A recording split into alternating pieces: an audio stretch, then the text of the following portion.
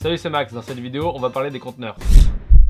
Avant de voir cette vidéo, tu peux voir celle sur les codecs, où c'est un peu le même concept, je t'explique ce que c'est les codecs, sauf si tu sais déjà ce que c'est, et à ce moment-là, tu peux continuer à regarder cette vidéo. Bon alors, un container c'est quoi? Alors bien évidemment, c'est pas ça, hein.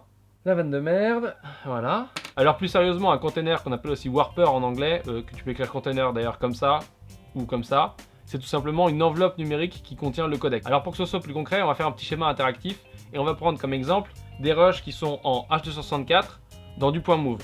Donc du coup, on a notre point move, donc ça c'est notre emballage, et on met du H264 dedans. Cette combinaison par exemple de H264 dans du point move, elle correspondrait à ce que tu peux avoir dans un GH4, ou à ce que tu peux avoir dans un DSLR de manière générale. Maintenant que tu sais ce que c'est, voyons à quoi ça sert ce truc, cet emballage. Donc le conteneur c'est quoi? C'est pas très compliqué, c'est tout simplement un conteneur, un emballage comme un conteneur comme celui-ci pour le coup. Voilà, donc c'est un conteneur et dedans tu mets pas des marchandises, tu mets pas des voitures, tu mets pas d'autres choses, mais tu mets ton flux vidéo, ton flux audio et plein d'autres trucs que tu peux mettre dedans, s'il est compatible, ou s'il est assez grand quoi, pour regarder la métaphore. Donc ça c'est la base, le stockage de la vidéo et de l'audio.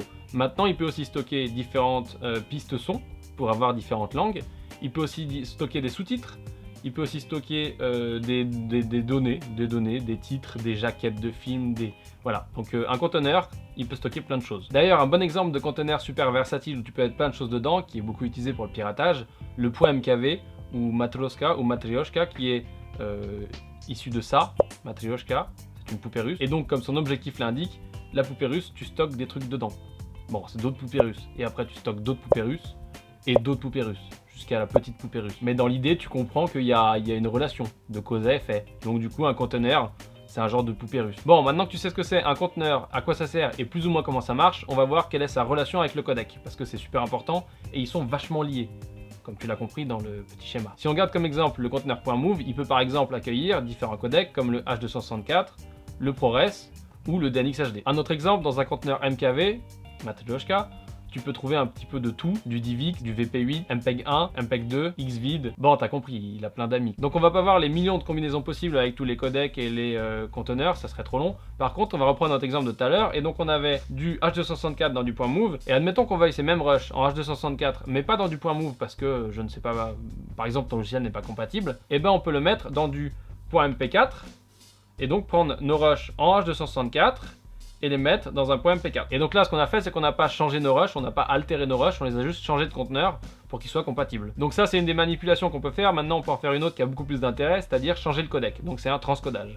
Et donc là, on va remplacer notre H264 en utilisant un logiciel de transcodage par du DNX36 par exemple. Et donc on se retrouve avec notre même vidéo qui a juste changé de codec, qui est passé en DNX36, donc par un logiciel de transcodage, parce que ça va pas se faire comme ça, typiquement. Donc tu l'as transcodé en DNX36, et elle est restée dans du point move. Et c'est là qu'il faut faire attention parce que quand tu fais du transcode, tu peux dégrader ta vidéo, c'est-à-dire que tu peux le dégrader volontairement pour faire du montage par exemple, pour que ça soit moins lourd à gérer pour ton ordinateur, ou tu peux la dégrader sans faire exprès si tu ne sais pas ce que tu fais. Mais en bref, il faut faire très attention à ce que tu fais et pas hésiter à poser des questions, parce qu'au final tu peux te retrouver avec des rushs de moins bonne qualité, ou tout simplement à avoir des rushs qui sont illisibles, et tu vas pas comprendre pourquoi tu peux pas les lire, et c'est dommage. Ultime exemple, toujours avec nos mêmes rushs, on a vu qu'on pouvait changer uniquement le conteneur, qu'on pouvait changer uniquement le codec, mais aussi bien entendu tu peux faire les deux, c'est-à-dire changer le conteneur et le codec.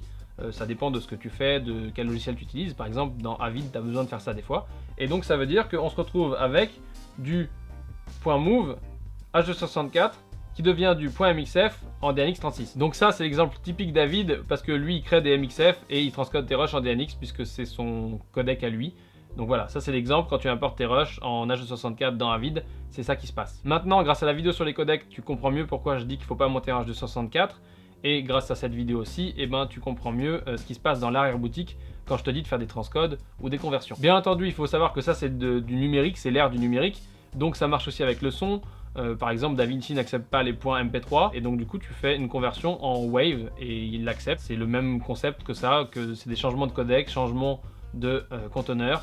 Et donc, quand tu as compris pour la vidéo, c'est pareil pour le son, enfin du moins c'est assez proche. Si maintenant tu veux en apprendre encore plus sur les conteneurs, les codecs et du coup comment vraiment utiliser un peu tout ce bazar pour qu'il y ait plus de pratique, j'ai fait une vidéo comment faire le meilleur export, donc à la sortie de Premiere et à la sortie de DaVinci. Donc tu peux voir cette vidéo, pareil, elle est dans la description et dans le i, et tu apprends à faire le meilleur export. Donc il y a un peu de théorie avant où on reprend un peu tout ça, et donc d'avoir vu la vidéo sur les codecs et d'avoir vu la vidéo sur les warpers, c'est un bon début. et c'est la 3e vidéo de cette mini-série. Voilà, donc c'était encore une fois beaucoup d'infos. Donc si tu as des questions, n'hésite pas à les poser en commentaire sur cette vidéo, sur les autres vidéos dans lesquelles t'as pas compris quelque chose, donc tu as des questions. Et sinon, tu peux t'abonner, mettre un petit pouce. Merci d'avoir regardé cette vidéo, à plus.